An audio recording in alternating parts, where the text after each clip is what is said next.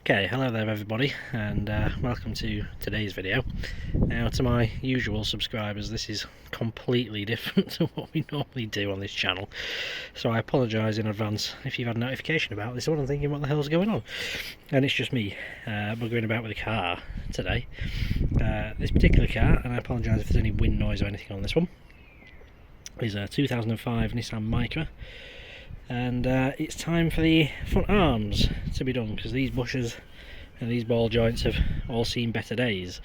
So we've got some new arms. Now the one on the driver's side is fine, but for anybody with an automatic version of these K12 Micras will know that there is a bit of an issue getting the near side front arm out of the way, because in their infinite wisdom Nissan decided to put this bolt directly behind if I can get a shot of it, the back of this gearbox. Right there. Right there. So you can't really do much with it. You can't get anything in there really, because obviously it's torqued up pretty well. And the other problem is that even if you could, the bolt's too long to get out of there without it hitting the gearbox. Now the manual cars don't have this problem, I think, because they've got a bit more room, but on the automatic it is a bit of a serious problem. So if you look in the workshop manuals and things, there isn't an awful lot of information online, and I've driven myself up the wall trying to work out how the hell this comes off. So I've managed to work out a way, so I thought I'd document it here really quickly for anybody who's in the same position. So as you can see, the arm is now off on this particular car. So this is the bolt that came out of there. As you can see, it's fairly long and there's a bit of rust on it, so we'll clean those threads up before it goes back in. But as you can see, there's a really tight space behind that gearbox, and that bolt is not going to come out even if you can get to it. So online in the workshop manuals suggest that you need to take the subframe out, but you don't, thankfully. It's not the easiest job in the world, because those bolts, I mean, this car's a 2005, so it's been in there a long time, and to be honest, I'm not entirely sure if anybody's ever had it out before now, so it's probably been in there since it was new. So as you can imagine, that bolt is pretty tight. Now obviously from salt, corrosion and everything else, and water going up against it for the last 17 years of its life. So I'll show you what I actually did to get this off. So again, my apologies if the lighting's not great or the sound or anything, because this is just off the hoof while I remember to do it.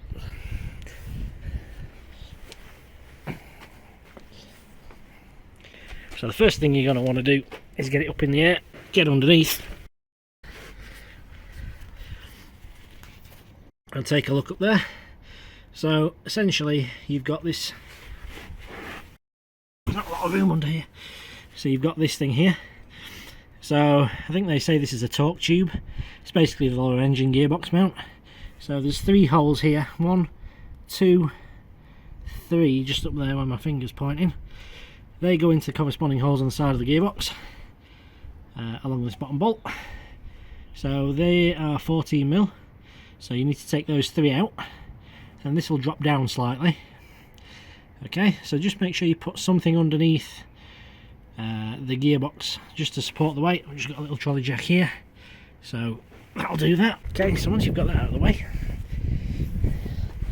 next thing you're going to want to do is come around to the passenger side, and underneath here you'll notice you've got this bar here, this support bar just here. Okay, so basically that supports the subframe whilst it's on the car. So this thing here, so there's 2 bolts, there's one at the back there and there's one at the front here. Okay, now these are 18mm, they're all 18mm under here, so it's quite useful. So you're going to need a big old breaker bar and an impact gun, and in my instance I needed a bit of heat to free some of these off as well. This goes through a bush in the subframe, so if yours is shot, then it might be an idea to drop it all together. It really isn't that difficult to do, but in my instance they're okay. So this one I've just loosened off. This one here I've taken out completely, which has allowed this to drop from the front. What I've also done is the stabilizer link here. Okay, there's a bolt for it here. Now that loosens off, but in my particular case it's bound to the bush on the inside, so I probably do need to replace that at some point. But for now, seeing as this was a git and won't come out, what I did was took the battery out. The battery would normally live here, obviously. I've just come and I've removed the bolt from the top side. So again, I'm fairly sure that's 18mm. It's either 18 or 19. I think it's 18. I'm fairly 99% certain it's 18. They're all 18mm. So I've taken that out. So that now is free from the top, as you can see. There is a captive nut inside the wing, which there's a windscreen drain that runs down alongside it, which can corrode in the hole, so that might be really tight, and in some instances the captive nut comes away and goes down the inside of the chassis leg.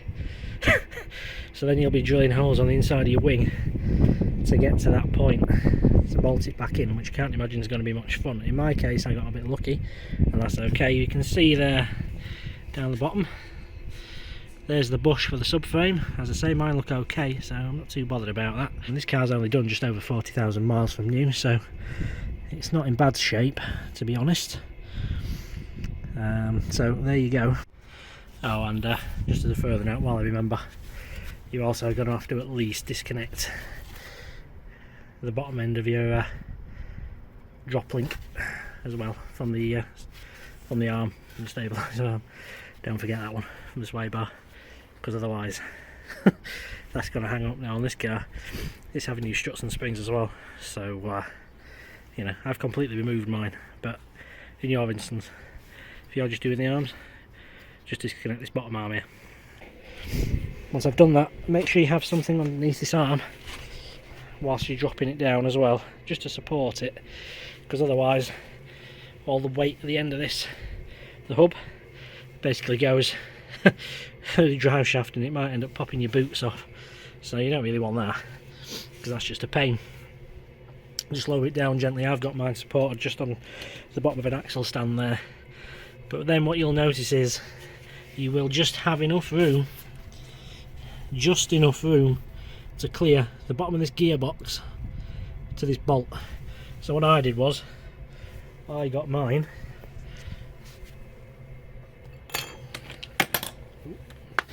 on the impact gun, just on the end of an extension on a wobble. So there was enough room just to get the wobble in there, and then get enough room underneath with the impactor, and then just span out. Now it did bind up on this little bit of rust inside, which was hardly surprising really. So all I did with that, it was out of the threads, it was just bound up in the arm. So all I did then was just got a little extension bar and just tapped it out with a hammer, and it just came out. There's just enough room to clear the gearbox if you do it that way, and then obviously it's just a case of slotting your new arm in, torquing everything back up, and hopefully the job should be a good one.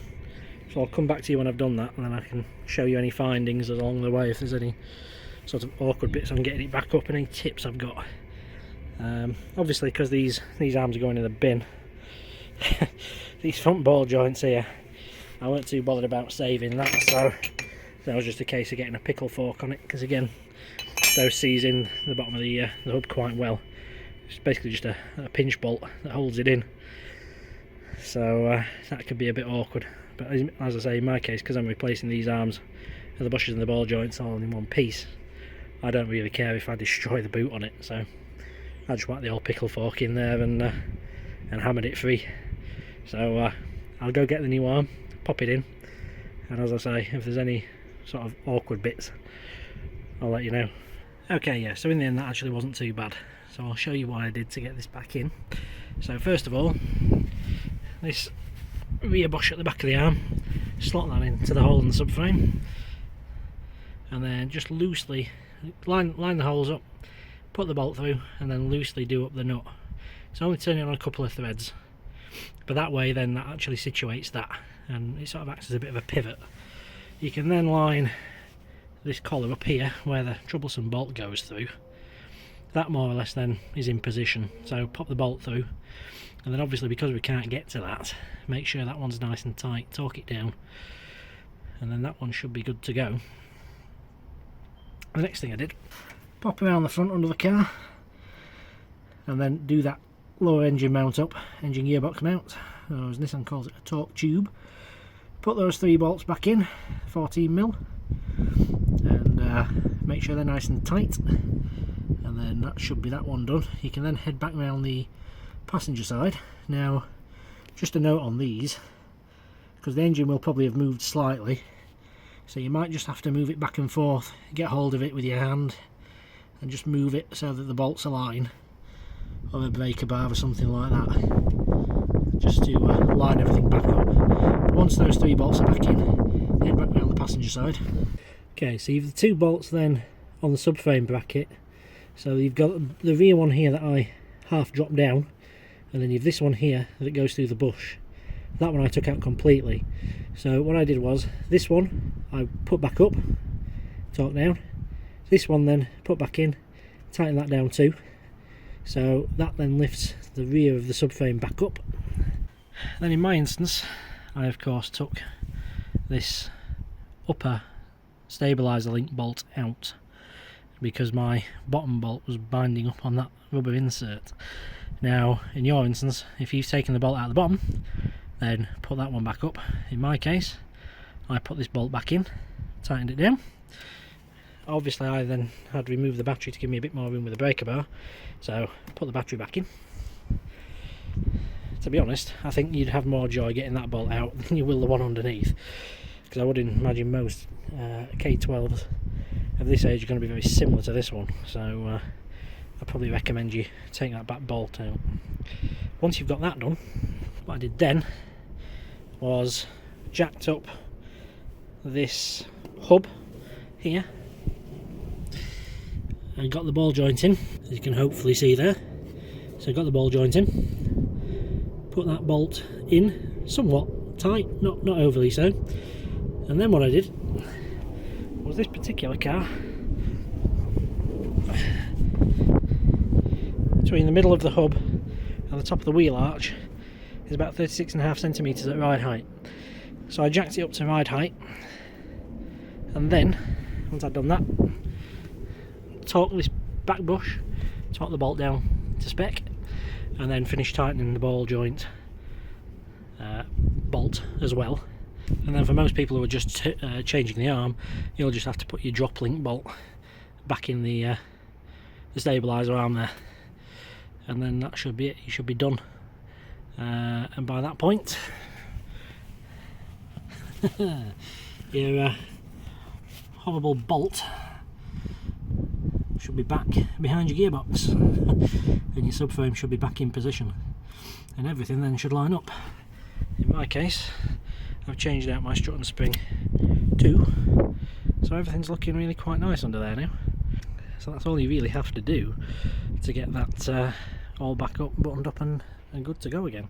So thank you for watching, hope you found this useful. To my usual subscribers, my apologies, but this is something that I thought would prove quite useful to anybody with these cars that find themselves in the same situation, because the information online is practically nil, and when you read the workshop manual it sounds like a lot more work than it actually is. So hopefully the next person that stumbles across this particular issue will be able to find this quite easy, because the videos online that show you how to change these arms are either on a manual transmission car, or they're done on the driver's side, which has loads of room and clearance and isn't an issue on either manual or automatic K12s. So hopefully this information will help those of you out that need it. So in my instance, I'm just going to put my drop link back in, because obviously I changed the strut and the spring on this car as well, and that's me done. So thank you to my usual subscribers. I'll see you on the next video in the not too distant future. So for me, for now, it's bye bye, see you soon. Many thanks for watching then, ladies and gentlemen. Hopefully you've enjoyed this video. If you have, then why not check out these recommendations below. Also, please remember to comment, rate, and of course subscribe to the channel if you found this useful. We've plenty more content on there, and there's lots more to come.